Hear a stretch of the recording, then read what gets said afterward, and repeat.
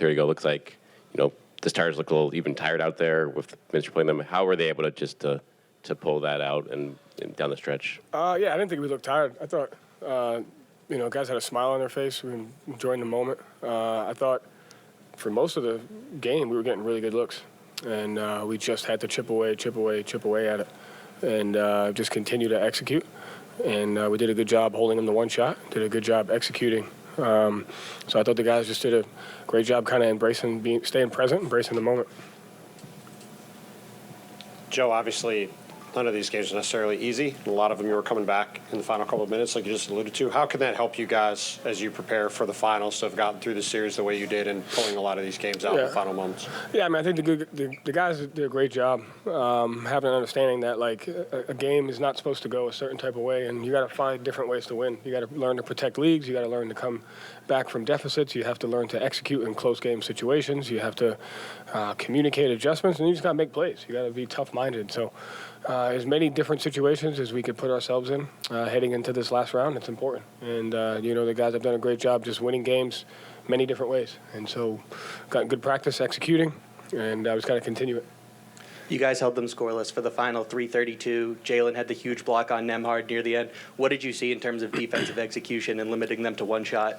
Again, this team is very similar to you guys, where, like, they create a lot of noise, and you have to decipher what's true and, like, what shots you're going to willing to live with and which ones you're going to take away. And so, like, it was really hard throughout the game because I felt like we were making them take tough shots, and the guys just stuck with it and did a great job taking tendencies. Did a good bet, just upped our ball pressure and our individual defense, and we got stops, held them to a 19-point quarter. Joe, what are those championship stations that Derek talked about, if you're willing to divulge? And is that something you started this year? Does that go back to when you first took over here? Just the details, things that you can't take for granted. Sometimes it's the smallest is getting the ball in bounds, but just try to pick little things that we see on a nightly basis that can impact winning and can affect losing. And we just practice them over and over and over again until they become second nature. They, like, positioned around different baskets from the gym type thing? Yep. Okay, thank you. Joe, Jaylen Brown, Series MVP. What did you think of him in the last minute with the block and steal, and then just for the entire series? Man, I thought he got good shots the whole game. And he just couldn't get, like, in the first half, he was pushing the pace. He got transition. He got 2 feet in the paint. I thought he was getting great shots the whole game. And I thought he just stayed with it, stayed poised. He's a guy, you can't shake him. He has great, just a short-term memory. If he misses a shot, never affects the next one. And so I just loved his poise, his ability to just attack. And, if it's one thing about him, and like Derek said, just making plays, like not being defined by scoring. And it was a hell of a pass. And, I had full faith he was going to make that read. It was a great read. Joe, touching on Jalen again, after game 2, we talked about not making the All-NBA and being underappreciated.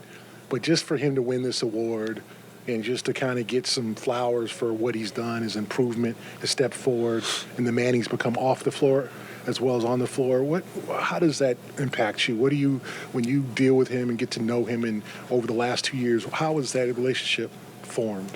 Yeah, I think one of the best gifts, things I have is why I got into coaching is building relationships with guys. And, when I left college to go to the NBA, most people were like, hesitant about that because, NBA guys get a negative rap as to being able to build relationships with them. But I felt like there's a lot there. And just getting to know people and their families and what makes them tick and the things that they love off the court. And also, like, finding guys that are so passionate about just getting better as players and people. And Jalen is one of those. And so, from the first day I've been here, he's become more just like open-minded towards just growing as a basketball player. See what he's done in the community, and I just really, really value the time that I get to spend with him on and off the court. And he just keeps getting better and better. I'm happy for him. Joe, can we talk about Derek White's resilience for a second? He was 1 for 8 from 3 before he hit that big one at the end. He just finds a way to get it done in the clutch. Yeah, he does, huh? But it's a credit to him. Like, he's another guy where, like, he just got short-term memory. The last shot doesn't bother him. He plays with a sense of joy, a sense of presence. And I thought he got some really good looks, too.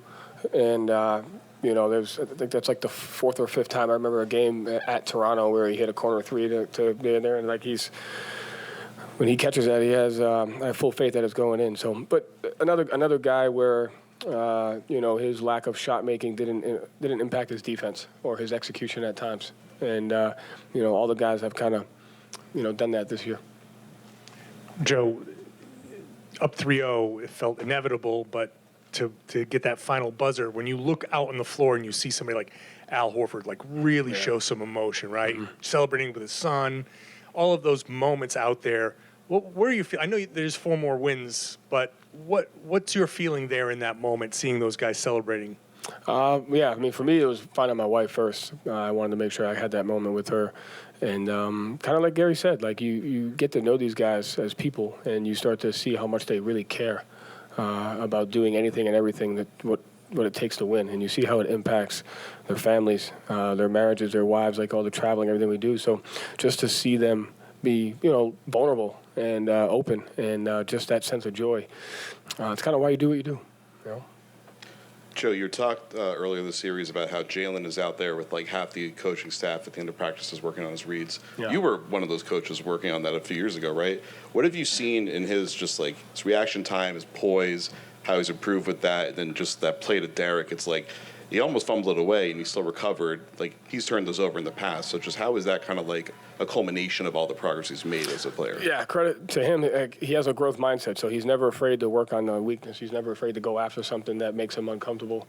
And between him and Tony and the player development staff, they put him in any and every situation possible. So when you have a guy that's open-minded towards growth and towards wanting to get better, they practice stuff like that. They practice, they have the arms and they're slapping down and driving into 2 guys because they collapse and having to make that. So any and every situation you see on the court, Jalen prioritizes kind of going through that. So it's a credit to just his growth mindset and the staff.